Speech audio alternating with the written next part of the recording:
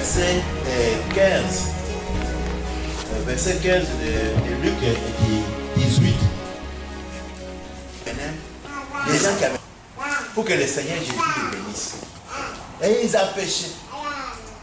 Et ils empêchaient. C'est ce que Jésus rétorqua. Laissez les enfants venir à moi. Alléluia. Car le royaume de Dieu est pour ceux qui leur ressemblent. Ils doivent être comme les petits enfants. Pour entrer dans le royaume de Dieu. Un enfant, il fait confiance à son papa. Un enfant à la foi. Un enfant comme le petit Élie qui est là, il croit que son papa est très fort. Personne ne peut frapper son papa. Quand il sort avec son papa la nuit, comme chez nous à Kinshasa, en général, pour certaines maisons, pour aller aux toilettes, il faut sortir à l'extérieur. Donc quand c'est avec papa, accompagne-moi à l'extérieur, je vais faire peut-être pipi, ou je vais à la toilette. Quand papa le tient à la main, Élie a confiance. Ah, mais personne ne peut me faire du mal. C'est ça, mes bien-aimés. Accepter cette parole comme un petit enfant. Et obéir à cette parole. Dans toute la parole. Faire confiance. Donc le royaume de Dieu est pour ceux qui ressemblent aux enfants. Mais cet homme riche, lui, il ne veut pas recevoir le royaume de Dieu comme un petit enfant. Alléluia. Amen. Non, il ne veut pas recevoir la parole de Dieu comme un petit enfant. C'est pour cela, qu'est-ce qu'il va poser comme question quand il est arrivé vers Jésus? C'était un chef des Juifs, hein? un des chefs des synagogues. Parce qu'il y avait beaucoup de synagogues. Il y a beaucoup de temples, il y a beaucoup d'églises, il y a des pasteurs dans chaque église. Comme lui aussi, il était un des chefs des Juifs, un des chefs des synagogues. Mais non, lui, il ne voulait pas recevoir le royaume de Dieu comme un enfant. Il va vers Jésus. Qu'est-ce qu'il a demandé à Jésus? Votre participation? Quelle question qui vous semble un peu bizarre? La question? Oui, qu'est-ce qu'il a demandé à Jésus? Qu'est-ce que je peux faire? Alléluia! Pour entrer dans Dieu. Oui, pour avoir la vie, être où pour entrer dans le royaume de Dieu? Qu'est-ce que je peux faire pour... Qu'est-ce que ça vous fait penser? Quand on parle, qu'est-ce que tu peux faire? C'est comme si le bien-aimé, qu'est-ce que cela veut dire? C'est comme si la vie éternelle, c'est gagne. Amen. Oui, c'est ça. C'est gagne. Donc, il faut peut-être faire quelque chose. Il faut obéir aux lois de Dieu. Il faut faire les œuvres de la loi. La vie éternelle, normalement, ne se gagne pas. Qu'est-ce qu'on a vu dans Romains 3, verset 20 et verset 24? On est sauvé par quoi? Par grâce. Alléluia. Qui peut lire Romains 3, verset 20?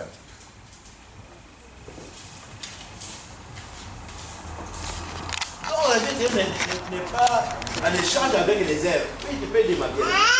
Romains 3, verset 20. En effet, personne ne sera considéré comme juste devant lui sur la base des œuvres de la loi, puisque c'est par l'intermédiaire de la loi que vient la connaissance du péché. Alléluia. Oui, on est sauvé par grâce. On ne peut jamais être sauvé par la loi. On a vu ça avec nous. Non, on ne peut jamais être sauvé. Parce que la loi nous aide à avoir la conviction du péché qu'on a péché. Parce que quand on n'obéit pas à la loi, on sait qu'on a péché. C'est ça. Donc, la loi, on ne peut pas obéir à tout. C'est pour ça que Jésus, lui, il est mort. Pourquoi? Pour accomplir la loi. Parce que nous, on ne peut pas. Personne ne peut obéir aux 10 commandements. Non, personne ne peut obéir à tous les 10. Tu peux obéir aux 9 commandements. Quand tu obéis aux 9 commandements, et ça obéit au 10e. Est-ce qu'on a obéi à la loi? Mais non, vous êtes d'accord avec moi.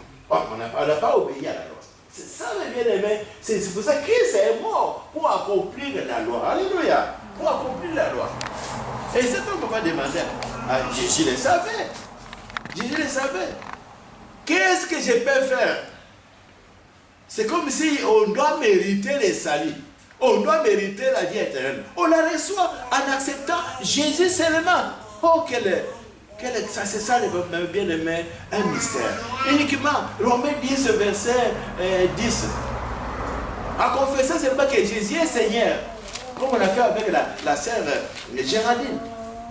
En confessant que Jésus est Seigneur, en croyant de son cœur que Dieu l'a resté, on est sauvé. On n'a rien fait, n'est-ce pas la sœur Géraldine? Non, on n'a rien fait. On est sauvé.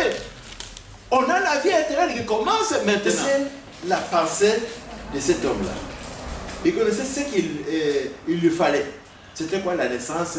Deuxième naissance, la naissance de nouveau. C'était ça dont il avait besoin. Bien qu'il était théologien, docteur en théologie. Même chose pour cet homme. Je connaissais cet homme riche. Qu'est-ce que je peux faire? Comme si le salut se méritait. Comme si la vie éternelle se méritait. Comme si on pouvait la gagner. Qu'est-ce que je peux faire pour avoir la vie éternelle? Et Jésus lui citera les commandements. Ces commandements-là, c'est un rapport avec quoi? Avec l'amour pour les proches. Les 5 commandements, c'est un rapport avec l'amour pour Dieu. Et les 5 autres, c'est un rapport avec l'amour pour les prochains. Tu ne tueras pas, tu ne comprendras pas, tu ne feras pas d'adultère. Tu peux faire l'adultère avec la femme de ton prochain. C'est avec les... Est-ce que tu es avec ton prochain? Tu vas voler, tu vas mentir. Et c'est le premier commandement, tu adoreras Dieu toi seul. Tout ça, lisez chez vous à la maison, Exode chapitre 20. Donc il y en a 10 commandements. Les 5 premiers, c'est un rapport avec Dieu, d'amour pour notre Dieu. Quand on parle aimer Dieu de tout notre corps, c'est de toute notre âme, ou plutôt les idoles. Tu sais, parfois quand le travail prend la place de Dieu, c'est l'idole. Beaucoup de gens croient seulement il faut des statues. Il y a certaines choses qui prennent la place. Tout ça, c'est un rapport avec l'amour. Parce que Jésus savait que cet homme n'avait pas d'amour pour le prochain. Jésus n'a pas cité d'autres 5 premiers commandements. Parce que, comme on a dit dans Psaume 39 avec la sœur Myriel, Dieu connaît nos pensées. Dieu connaît ce qu'il nous faut. Parfois, on vient à l'église ici, Dieu connaît les motivations. Il y a est-ce que ces gens-là, parfois, et même s'il faut le ministère, c'est pour autosatisfaction. Ces ministères, ils ne le font pas. Il y a des gens qui font le ministère. On verra ça un jour, dimanche, un jour comme ça. Un dimanche, on verra ça. Il y a des gens qui font le ministère parce qu'il faut le faire. Il n'y a pas l'amour. Mais Dieu, il est celui qui connaît toutes les choses. Il connaît nos pensées. C'est la même chose avec cet homme riche. Il citera ces 5 commandements. Et qu'est-ce qui se passe à la fin? Cet homme sera triste. Alléluia. Cet homme sera triste. Nous allons voir cela. Il dit, j'ai respecté tous ces commandements dès ma jeunesse. Après avoir entendu, Jésus lui dit, dans verset 22, 21, 22, il te manque encore une chose. Va tout ce que tu as, distribue-les aux pauvres, tu auras un trésor dans les ciels, et puis viens et suis-moi. Alléluia.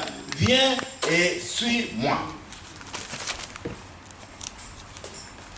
Cet homme a dit que j'ai observé ces commandements dès ma jeunesse. Mais maintenant, il va dire, va tes biens, donne-les aux pauvres. C'est l'amour pour le prochain. L'amour pour le prochain. Tu dirais que moi, j'ai la foi. Et puis, on te dira, mais tu as la foi, où sont tes œuvres? C'est pour ça que la parole de Dieu déclare c'est que la foi sans les œuvres, elle est morte. C'est vrai, tu dis que j'aime le Seigneur. Quelles sont les œuvres? Qu'est-ce qui montre que tu aimes le Seigneur? Comment tu sers ton Dieu? Comment tu arrives à l'église? Tu viens en retard. Parfois, dimanche, on ne te voit pas. Un dimanche, on te voit. Un dimanche, l'autre, on ne te voit pas. Et c'est ça la bonne manière d'aimer Dieu. Soutenir son œuvre, tu ne la soutiens pas. Et c'est ça la bonne manière. Il n'y a pas des œuvres. Lui, il a dit, non, j'observe tous ces commandements dès ma jeunesse. Maintenant, Jésus lui dira, va tes biens, donne-les aux pauvres. Donc, le bien-aimé, et puis, suis-moi. Donc, le bien-aimé avait insisté dans ce message.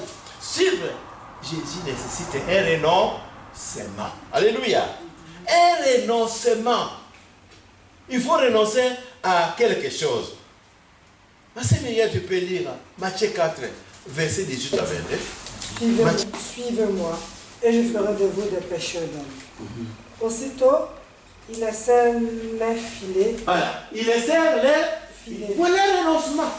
C'est quoi ça? Un instant, ma bien-aimée. C'est quoi ça, les filets? Ces filets, ça vous paraît quoi? C'est toute leur vie. C'était des péchés, ils travaillaient pour vivre. Oui, est-ce qu'ils doivent suivre Jésus? Mais ils doivent renoncer à leur filet, à leur péché. Je continue, ma bien-aimée. Aussitôt, il laissait le filet et suivre Jésus. Et puis, allons-y. Il alla plus loin et vit deux autres frères, Jacques, fils de Zébédée, et son frère Jean, qui étaient dans une barque avec leur père Zébédée et qui réparaient leur filet. Il les appela. Et aussitôt, il laissa la barque et leur père et il le suivit. Il laissait même leur père, mes bien-aimés. Alléluia. C'est pas dit qu'il faut haïr les parents, comme dans le combat spirituel, on vous apprend là-bas où les parents sont des sorciers. Tout le monde. Alors, non, le Seigneur nous apprend l'amour. Le Seigneur nous apprend d'aimer nos parents. Sa mère, son père, sa femme, ses enfants ou ses terres, sans recevoir au centuple, dans les siècles présents, dans le temps présent, des maisons, des frères, des sœurs, des mères, des enfants et des terres. Avec des persécutions et dans le monde à venir la vie éternelle. Alléluia. La persécution ne manque jamais. Les épreuves ne manquent jamais dans la vie chrétienne. On a tout ça dans les siècles présents. On ne va pas attendre. Quand je vais mourir, à quoi ça sert? Je n'ai pas besoin de maison. Mon fiel ici, c'était Togolais. Il est mort. Il a laissé une maison qu'il a, il a un terrain, il a construit. Une belle voiture, bien climatisée. Mais la voiture est ça. Bien aimé, nous devons, quand on accepte Jésus, on doit renoncer à quelque chose. Alléluia. Donc, on va lire 1 Roi 19, du verset 17. C'était la théorie. Nous sommes toujours à la théorie. J'aime le Seigneur, mais il faut que les œuvres suivent. Maintenant, tu dis que tu as observé ça, donc tu as de l'amour pour ton prochain. Va vendre tes biens et suis-moi. Ça lui a été difficile, il était triste. Cet homme est parti. Il n'a pas pu renoncer à son argent. À son argent. C'est pour ça que Jésus dira ici qu'il est plus facile, alléluia, pour un chameau d'entrer, de passer par le trou de l'aiguille qu'un homme riche. Parce qu'un homme riche, d'avoir la vie éternelle, d'hériter le royaume de Dieu. Parce que son argent va faire un obstacle à ceux qui soient convertis, à ceux qui soient sauvés. L'argent va faire obstacle, mes bien-aimés. Et pourtant, c'est plus facile, difficile pour un homme riche d'entrer dans la royaume de Dieu, d'avoir la vie éternelle. Mais c'est pourtant plus facile. Nous, on voit ça, c'est difficile. Hein? Pourtant, c'est très facile pour Jésus qu'un chameau puisse passer par... Oui, on peut poser la question. Puisse passer par le trou d'une aiguille. Mais bien, tu peux... Oui, bon, quand je me réfère à ce passage, bon, Dieu dit c'est difficile d'un riche de rentrer dans le royaume de Dieu. Nous, on prie souvent pour avoir, pour être béni, avoir des maisons, de l'argent, et avoir une vie financière, normale. Oui. Est-ce que ça, c'est un péché de bénéficier de toutes ces richesses-là? Voilà, on va arriver à ça. C'est pas mauvais. Il y a être riche pour Dieu, être riche pour le monde. Riche pour Dieu, il donne. Il donne. Il donne à mon frère. Il donne à ma soeur. Alléluia. Un jour, j'ai manqué l'offrande, je n'ai pas pu passer à la banque. J'ai oublié d'aller à la banque pour avoir l'argent pour l'offrande. Et bien aimé avait dit, il me donne. Je sais que c'est sa bénédiction. Alléluia. C'est sa bénédiction. Moi aussi, j'ai fait un jour aussi pareil. Je lui ai donné aussi 10 €. Toi, donne l'offrande à l'église. J'ai fait ça aussi. Parce que ce n'est pas bien qu'il me donne l'argent, c'est lui, c'est son argent. C'est lui qui sera béni. C'est pas moi. Il a fallu qu'un jour aussi, moi aussi, je lui donne aussi 10 €. C'est comme ça. Donc, c'est le fait que le bien-aimé, être riche pour Dieu, c'est différent d'être riche pour le monde. Parce qu'il est riche pour le monde, il est à part. Il peut pas, il a l'argent, parfois, il sort avec l'argent. La cobaye est là, il a beaucoup d'argent. Il sort, parfois, il n'a pas. Ou il peut donner 1 euro ou 2 euros. Et pourtant, il a des billets à la poche. Mais ce sont des kippis, ce sont des méchants, ce sont les avares. C'est ça. Et en plus de ça, c'est pour compléter votre réponse. Oui, tu peux parler. Je dirais que, comme Jésus le dit si bien, cherchez d'abord le royaume des cieux. Et toutes ces choses seront ajoutées. C'est-à-dire que si tu as déjà le royaume, ben le reste viendra en réalité. Ce que nous devons réellement chercher, c'est le royaume en nous. Et le reste suit. C'est vrai que comme ça nous est un peu difficile, on passe tout de suite à la demande, aux requêtes de biens matériels, mais on peut demander que le royaume et le reste viendra. Mais comme ça fait partie du reste, donc ça ne peut pas être mauvais ni un péché. Alléluia. Donc l'argent peut s'interposer contre le salut de ton âme, contre ta conversion. Non, être riche, donc on voit bien que être riche, ce n'est pas mauvais, mais être riche pour Dieu. Alléluia. Ça ne va pas uniquement l'œuvre de Dieu, aussi quelqu'un d'autre. Je vais chez ma soeur Géraldine. Je manque peut-être 100 euros pour compléter, pour payer ma garantie locative. Il a l'argent. Il me dit, je vais prier pour toi. Beaucoup de chrétiens font comme ça. Mon frère, ma soeur, je prierai pour toi. Pourtant, il a l'argent pour donner à son prochain. Ça, c'est cupide. C'est être cupide, c'est être avare, c'est être riche par pour Dieu. Moi, personnellement, bien aimé, à moi que je manque, moi, je suis un homme qui donne facilement. Moi, je suis riche. Je n'ai pas un salaire comme vous autres. Mais je vous dis que je suis plus riche que les autres. Parce que moi, je donne facilement. À moins que quand je manque, quand je dis pour moi que non, je n'ai rien, je n'ai rien. Quand j'ai quelque chose, je ne peux pas, non, supporter quelqu'un qui souffre. C'est ça, mes bien-aimés, être riche pour Dieu. Parfois, tu as peu d'argent, mais tu es celui qui donne, qui soutient l'autre. Donc, l'argent n'est pas un Dieu pour nous. Il y a des autres, l'argent devient, ils donnent, deviennent Dieu. Ils adorent trop l'argent. Oh, que Dieu nous aide, mes bien-aimés, alléluia, à placer Dieu avant tout. Aimer Dieu de tout. Tu peux lire Luc 10, verset 27, ma soeur. Là-bas, il y a des tables de loi. Là-bas, c'est bien présenté, des tables de la loi. L'amour pour Dieu, l'amour pour le prochain. Verset 27. Luc 10, verset 27.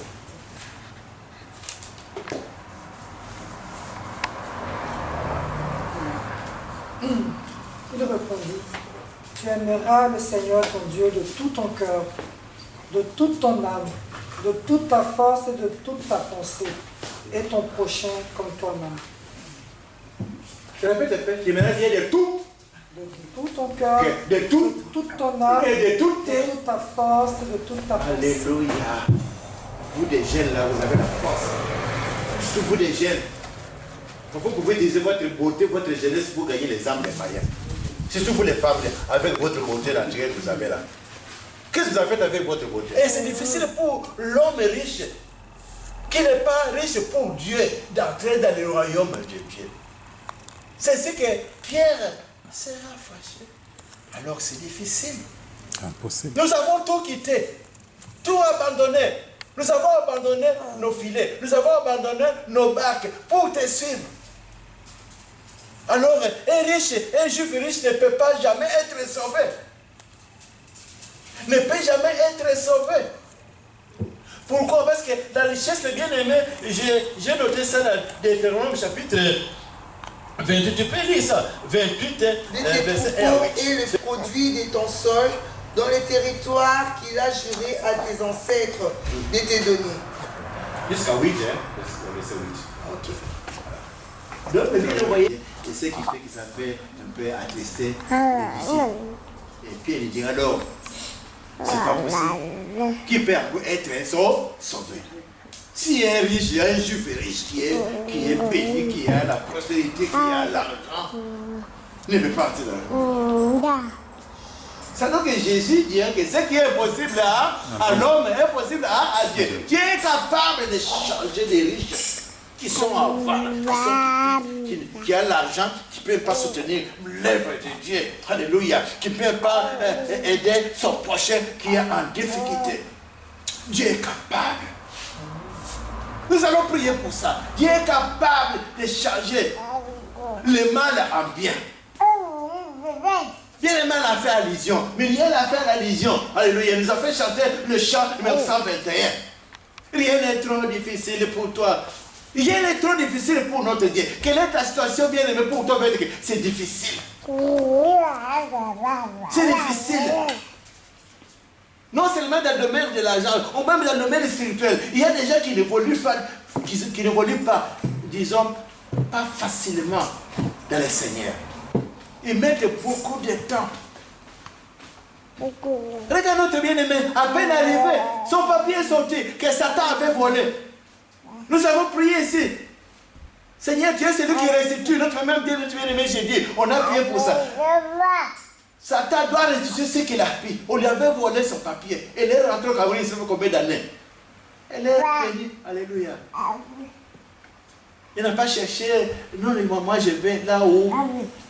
Ma sœur, Gérard, montre-moi une église.